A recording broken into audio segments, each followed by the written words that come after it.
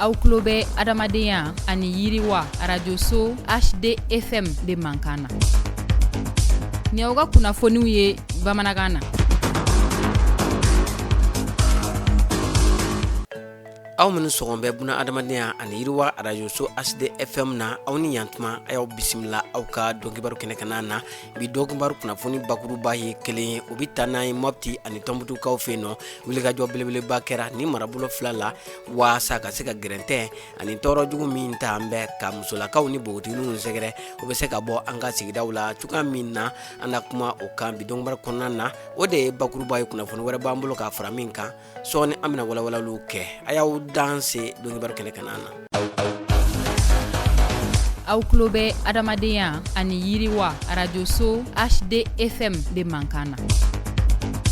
Tibarikala a y'aw bisimila kokura dɔnkibaru kɛnɛkana na i n'a fɔ an bɔra k'a fɔ kunnafoni daminɛw la cogoya min na jumadon novembre kalo tile 28 san 2025 tile 16 baara min ni o nun donna an ka jamana kɔnɔna na waasa ka se ka gɛrɛntɛ ni tɔɔrɔ jugu kɛlɛ ka bɔ musolakaw ani bogotiginakaw kɔni ka o baaraw nun donna Moptikaw fɛ yen nɔ min kɔni kɛra u ka ɲɛmayaso fɛ min ɲɛsin bɛ muso ani den ani denbaya tangali mɔ o de kɔni hukumu kɔnɔna na min ye Mopti marabolo maa ɲɛmaw dɛmɛbaa jɛkulu ani buna adamadenya dɛmɛ baarakɛlaw ka taa se dugudenw mɔ olu bɛɛ lajɛlen de kɔni bɔra ka na fara ɲɔgɔn kan ni ka jɛ k'a fɔ ayi an ka gɛrɛntɛ ni tɔɔrɔ min bɛ ta ka musolakaw sɛgɛrɛ an ko o dabila sigida ale kɔni kɔnɔna na kɛrɛnkɛrɛnnenya la u y'u sɔnni sigi min kan o de ye k'a jira k'a fɔ fɛn min ye bɔlɔlɔsiraw fɛ tɔɔrɔ jugu ani gɛrɛntɛ jugu min bɛ ta ka musolakaw kɔni sɛgɛrɛ o ka se ka dabila an ka jamanaw kɔni kɔnɔna na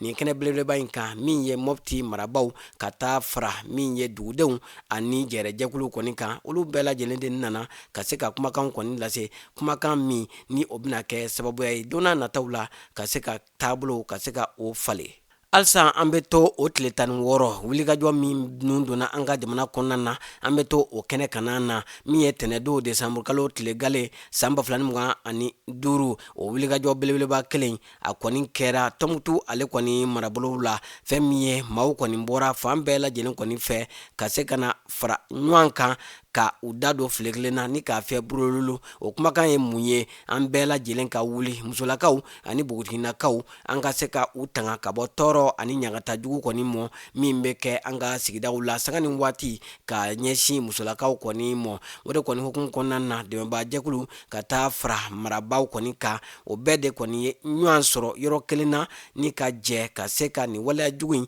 a bi se kɛlɛ ka bɔ an ka jamana kɔnɔna na cogoya min na o kɛnɛ kɔni senfɛ fɛn min ye wulikajɔw olu kɔni n'a bolo da don n'a nataw la waasa an balakaw tɔɔrɔ jugu ani gɛrɛntɛ jugu min bɛ ta ka u sɛgɛrɛ an ka jamana kɔni kɔnɔna na o bɛ se ka dabila cogoya min na ha ka ja ka taa se bɔlɔlɔ sanfɛlaw kɔni mɔ maa minnu bɛ kumakan jugu ani o kɔni ta ka ɲɛsin musolakaw kɔni mɔ o tigilamaw olu ka se ka o waleyaw kɔni dabila ni ka taabolo wɛrɛ kɔni ta ka ɲɛsin an balakaw kɔni mɔ HDFM tɔgɔ la Ami Dramani ale kɔni ye kibaruya in kɔni sɛnsɛn ni k'a da an tɛgɛ. An bɛ taa an ka jamana kunnafoni kunkuru an bɛ taa o kibaruyaw la an b'o daminɛ min ye Minakakaw fɛ yen nɔ min ye seko ani dɔnko ni o kɔni ye siyansi ye ale san 2025 o kɔnkuru min bɛ boloda bogotigininw kɔni ni ɲɔgɔn cɛ n'an k'a ma ko Miss Science 2025 o baaraw kɔni hukumu kɔnɔna na Tɔnbutukaw olu kɔni ye bogotigin sarama maa 4 bɔɲɔgɔn ko n'a fɔra ko sarama min ye cɛɲɛ ko tɛ dɔnni nasira ale kɔni fɛ olu wulila ni ka na Minaka ale kɔni jɔyɔrɔ kɔni fa Bamakɔkaw kɔni fɛ yan nɔ min ye n'i y'a ta k'a lajɛ UNESCO ale de kɔni ye ni kɔnkuru belebeleba in kɔni boloda ka ɲɛsin Mali musolakaw kɔni mɔ maa minnu bɛ yen ni olu kɔni bɛ siyansi ale kalansiraw kɔni kan ka se ka galabu don o la janko don n'a nataw la an ka jamana kɔnɔ dɔnnibaganganaw o bɛ se ka sɔrɔ musolakaw la minnu kɔni bɛ subahana mansinw dɔ ani jatedenw ka se ka o kɔni dɔn an ka jamana kɔni kɔnɔna na o de kɔni senfɛ fɛn min ye nin ɲɔgɔndan belebeleba in o kɔni bolo dara maa minnu kɔni nana minaka olu kɔni jɔyɔrɔ fa ni kɛnɛ belebeleba in kan u bɛɛ lajɛlen kɔni ye donbolo kɔni sɔrɔ min bɛ tali kɛ subahana mansin ordinateur ka taa se kalanminɛnw ani saniya minɛnw olu bɛɛ lajɛlen de kɔni taara k'a di ni maa kɔfɛtaw kɔni mɔ don n'a nataw la ni npogotigininw ninnu de kɔni bɛna siyansi ni o ye dɔnko ani seko ye o kɔni jɔnjɔn ta minaka bɛɛ lajɛlen kɔni tɔgɔ la ha ka ja Mali tɔgɔ la waasa don n'a nataw la u bɛna kɛ dɔnniba ŋɛnaw ye minnu bɛna fɛn kuraw kɔni sigi an ka jamana kɔnɔna na k'a jira k'a fɔ ko musoya tɛ mɔnɛ ye nka fɛn min ye hakilina kow de don min bɛ se ka kɛlɛ ka bɔ an ka jamana kɔnɔna na. Novembre kalo tile 27 san 2025 projet belebeleba min bɛ n'an ko a ma ko Muyiwa ni a kɔni musaka kɔni bɔra Union Européenne maaw kɔni kunna ni a baara kɔni lawaleyala SOS Village Enfant maaw kɔni fɛ fɛn min ye ni projet belebeleba in a kɔni kɛ kun tɛ dɔwɛrɛ ye u ye wulikajɔ kɔni sabati ni ka baarakɛminɛn ta k'a di muso 30 bɔɲɔgɔnko ma muso minnu ni olu kɔni ka baara kɔni ye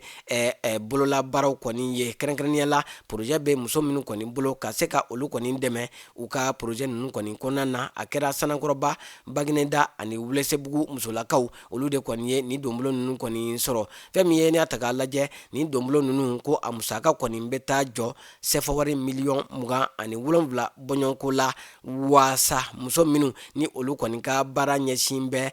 fini tigɛ ani kalali mɔ ka taa se bayɛlɛmaliw ani ka taa se min ye safinɛ dilan ani baganmaraw kɔni mɔ ni musaka in bɛɛ lajɛlen kɔni dira waasa u ka se ka nin baara in bɛɛ lajɛlen kɔni kɛ u ka se k'u yɛrɛ ta don n'a nataw la u ka musakaw u kana siri maa wɛrɛ kɔni na ko nin waleya bɛɛ lajɛlen kɛkun de ye ka se ka gɛrɛntɛ ani tɔɔrɔ jugu min ni o bɛ ta ka musolakaw kɔni sɛgɛrɛ ka se ka o juguya an ka sigidaw kɔni kɔnɔna na ko projet in tako filanan baaraw ko o fana bɛna kɛ sɔɔni min fana bɛna sinsin k'a ɲɛsin musolakaw olu ka sen yɛrɛkɔrɔ baaraw kɔni mɔ. Halisa an bɛ tɛmɛ ni kibaruyaw ye faso Maliba kɔnɔna na u ka projet ba min kɔni bɛ n'an ko ma ko ODD 7 o kɔni hukumu kɔnɔna na min ye ko donboloba kɔni taara k'a di musolakaw kɔni mɔ kɛrɛnkɛrɛnnenya la maa 8,665 olu de kɔni garijɛgɛ donna ni projet ba in kɔni na minnu kɔni cɛ ma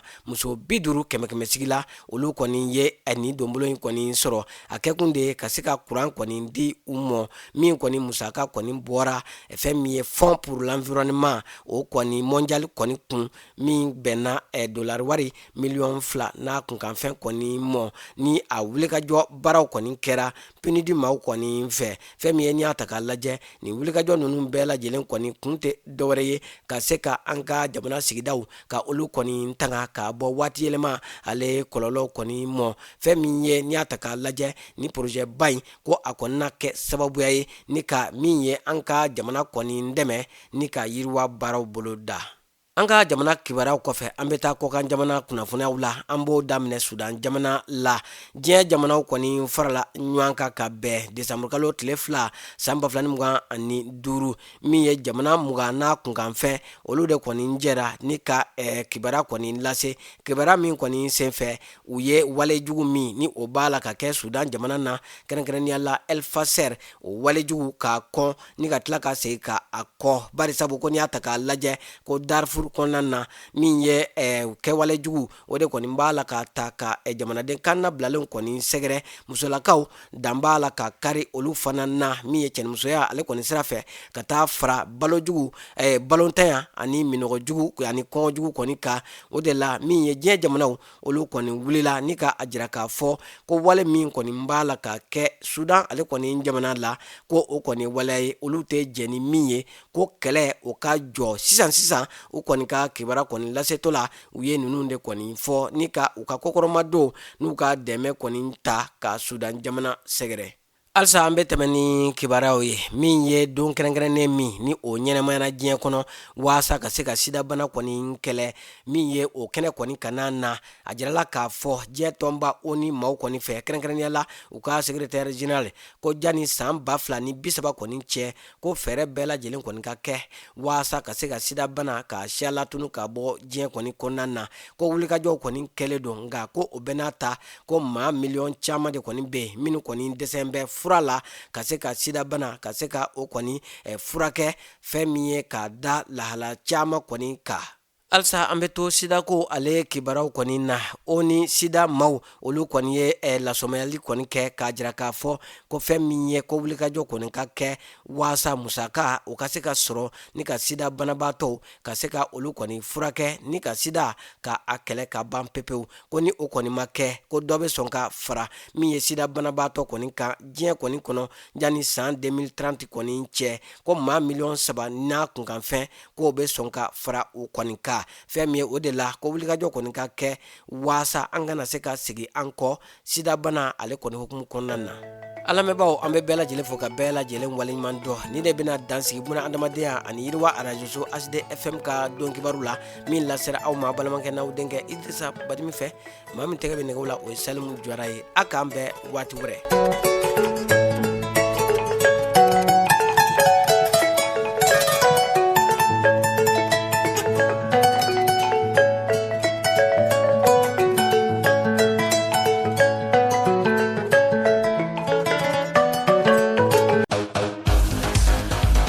Aw tulo bɛ adamadenya ani yiriwa radio so HD FM de Mankana.